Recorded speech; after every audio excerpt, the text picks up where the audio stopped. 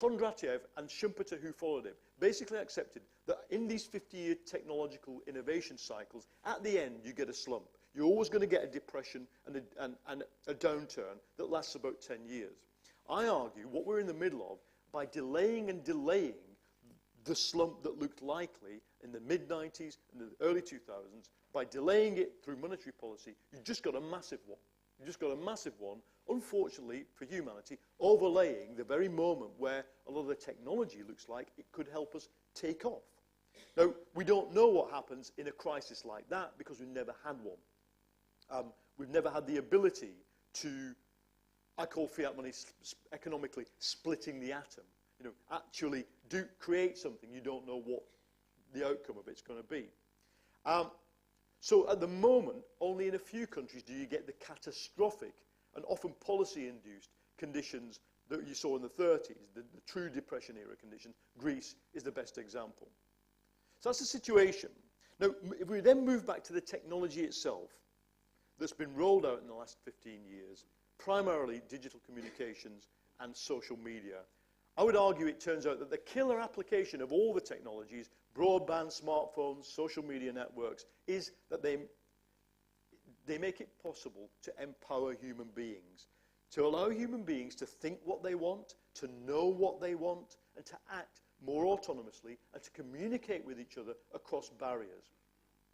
The theorist Clay Shirky summed up the effects of these technologies better and earlier than anybody else. He argued, the current change in one sentence is this: most of the barriers to group action have collapsed, and with those barriers we're free to explore new ways of gathering together and getting things done, and that's true as against the primarily hierarchical and top-down methods of organizing that we had to adopt more or less from the beginning of industrial capitalism. You've all seen those trees at work: CEO, Chief Operations Officer, middle management. You're down there, okay? That's the Weberian hierarchy in sociology. Well, you know, that's disrupted now. It's disrupted, and they know it. In, you know, a lot of people who, I know you're all probably, you know, vaguely lefties, but a lot of people who, maybe more than vaguely, but a lot of people who bought my book and contacted me are, guess what? Military people, cops. They love my book because it explains why we're not going back to that Weberian hierarchy and forces people to think about what you have to do when that situation is underway. If we look at the Egyptian revolution, the youth who took the decisive actions that got those people out onto the streets 3 days before that video, had assembled using a loose affinity network around Facebook, around a specific page called We Are All Khaled Saeed, around a guy who'd been killed by the police. When the time came to act, they were able to form a small, distributed, horizontal groups, 10 people on somebody's floor overnight, linked to another 10, not by a command hierarchy, but by trust, numerous nodal connections, cultural signals. I trust you because I've seen you before, and I know what you do. They acted.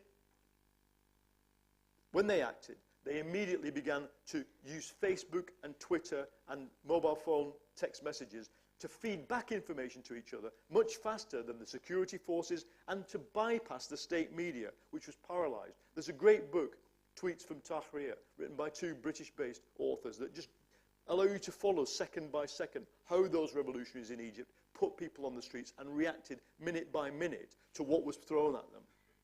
Of course, when they turned the internet off, they were able to use proxy servers. Then, when the proxy servers went down, word of mouth. The internet being turned off put people on the streets. It was a very signal moment for the Egyptian revolutionaries because what they then created on the internet, they were able to take into reality. Time and again, over the past 4 years, you see, beginning in Iran, the spontaneous defensive gesture. I would argue this is the clenched fist of the 21st century. I'm filming you. Now, there are certain political conditions that have to go with this to make that filming worth doing. One of them is international law. We can come back to it. But the type of communication we see among these groups is horizontal and it is networked. It allows them to attack spin and lies and propaganda, and even the inadvertent mistakes of journalists, easily challenged, and not just challenged, but neutralized. You said this, but look at the evidence here. It says this. And such a web page or such a tweet or such a post has equal status to the posts of Alistair Campbell or the State Department. And the one that is right, because it is a free market of information, tends to persist. And the one that is wrong tends to disappear. The type of action that grows out of such network protest movements is completely different, as I said, from the hierarchical movements. At the point you don't like things that are happening, you break off. At the point a movement gets taken over or infiltrated or derailed, you just stop and start again and dissolve it. And with the labour movement in the 19th and 20th centuries, you would never squander an organisation. You'd spent years building, you know, those little stamps in books that people had in the labour movement, showing that they'd been in it from the start. This movement, this generation, are quite prepared to just say, sod it, this is no longer working. We dissolve this campaign. Climate Camp in the UK. The Clown Army, which terrorised the Scottish police at Glen Eagles, very successfully built itself a global brand and just disappeared because the people involved with it just decided they'd had enough with it. And just as the movements are mercurial, the activists are too. They pick and choose in a way that horrifies those of us who are trade union organisers. I'm a trade union organiser at the BBC. It's like herding cats with everybody under 35. They don't want to join until something bad happens, and then they ask whether they could join without paying. But they can always join Reclaim the Streets. They can always join a bike cavalcade across Waterloo Bridge for free, and then disappear at the end before anybody comes around shaking a bucket. That's the new reality. They can mould their social life around their political efforts. Many of you will probably have destroyed your own social life in pursuit of your political ideals. No, they don't have to. If you go into Athens or Barcelona or New York, you'll find numerous perfectly capitalist bars and cafes and bike shops moulded around the counterculture of protest. Castells, who I've quoted before, perfectly, for me, captures what's happened. By sharing sorrow and hope in the free public space of the internet, he writes, by connecting to each other and by envisioning projects from multiple sources of being, individuals form networks, regardless of their personal views or organisational attachments. That is, they embarked on something that is the opposite of 20th century political practice. Not parties, not campaigns, not united fronts, not popular fronts, not even NGOs, but sporadic swarms of people on a limited basis where the individuals getting together without commitment other than to the action itself began to achieve things that those of us who had observed these movements for years were quite jealous of, I think. And then Castells says, from the safety of cyberspace, people of all ages and conditions moved towards occupying urban space on a blind date with each other and with the destiny they wanted to forge. I like Castells as an academic because he's quite a good writer. Okay? Now, I don't say these movements are only horizontal networks, and of course the actual occupation of physical space was brief in most cases. Tahrir got swamped by the masses towards the end of the revolution, although after the revolution it was always a venue that for the intersection of that plebeian mass that is the Egyptian revolution, the Coptic TV actor, the secular leftist Arab student, the football fan, the educated young woman, they always go there when stuff is happening. Zuccotti Park in New York got cleared away so thoroughly that even I, as a BBC reporter with a pass, was not even allowed to stand in it and do a piece to camera after it had gone. Sol, Puerto del Sol in Madrid, was an incredible experience for those involved. 1 million people. One of my colleagues said, you could almost taste the freedom. And of course in Syntagma Square in Athens, those of us who were there remember the summer of 2011 when assemblies of 3,000 people, specifically trying to recreate the atmosphere of the Greek agora, going on late into the night under the orange trees. That was the high point for me of what the Greek movement was able to achieve before it fell apart under repression.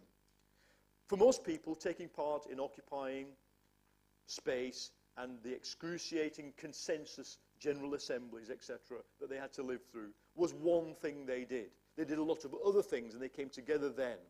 But of course, the question for us is, what does it lead? Now, over time, the critique of what we call horizontalism, this kind of activism, has evolved. Long before Occupy, the American author Malcolm Gladwell set the tone. Networks are useful only for low-risk, lower-impact activism, he argued in late 2010. The drawbacks of networks scarcely matter, he says, if the network's not interested in systemic change, if it just wants to frighten or humiliate or make a splash, or if it doesn't need to think strategically. But if you're taking a powerful organized establishment on, you have to be a hierarchy, says Gladwell, citing the civil rights movement. During the Occupy Wall Street, the philosopher Slavoj Žižek articulated a more nuanced criticism. Žižek says, look, it's the self-infatuation of these movements that makes them come a cropper. There is a danger, Žižek says. Don't fall in love with yourselves. We have a nice time here, but remember, carnivals come cheap. What matters is the day after, when we will have to return to normal lives. Will there be any changes then, says Žižek. And recently, the writer Thomas Frank has also criticized the lack of structure, the self-obsession, the lack of preparedness to embrace goals and demands and strategy, and the lack of connection with real life. Instead, Thomas Frank calls for, quotes, a movement whose core values arise not from an abstract hostility to the state or from the need of protesters to find their voice, but rather from the everyday lives of working people. Now, I think all these critics, that is the criticism of the movement, I think they have something in common. And maybe they have something in common with a few people in this room. They've lived to see the time when structured hierarchical movements based around the working class and the workers' movement, with a clear counter-narrative to capitalism and clear demands, rose and fell. They understand the relationship between those kinds of movement and the old, what we call Fordist economy, which was industrially based in the West, and in which the working class was in male and manual. They all, equally, I think, understand that the Fordist economy and the decisive role of the male manual working class of the 70s and 80s has gone, and it is not coming back. Mark Fisher, the inventor of the term, the left-wing thinker in Britain, the inventor of the term capitalist realism, which I discuss in the book, says, quotes, although anarchist tactics are the most ineffective in attempting to defeat capital, capital has destroyed all the tactics that were effective, leaving this rump to propagate itself within the movement.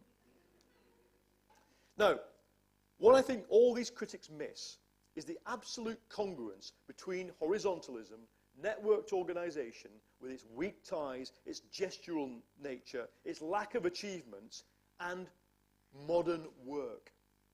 Indeed, I will insist that horizontalism mirrors in great detail the way people exist at work and the way they actually work.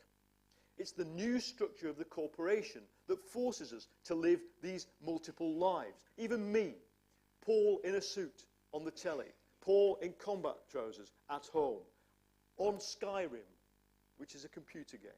I am a two-handed swordsman of the Nordic race. On Tumblr, I am a Northern Soul obsessive. That my few Tumblr friends here will know about that.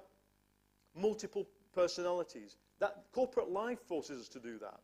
Corporate life forces us to have weak ties to our workmates, to constantly compete with them, to, in any case, constantly reset as an individual one's relationship with them, to value our social networking skills higher than actual work skills, because let's face it, that is how you get a job. When many skills are quite commoditized, quite easily learnable and modularized, you have to be the person who can communicate and who can network. That's the primary thing you have to be as a young worker.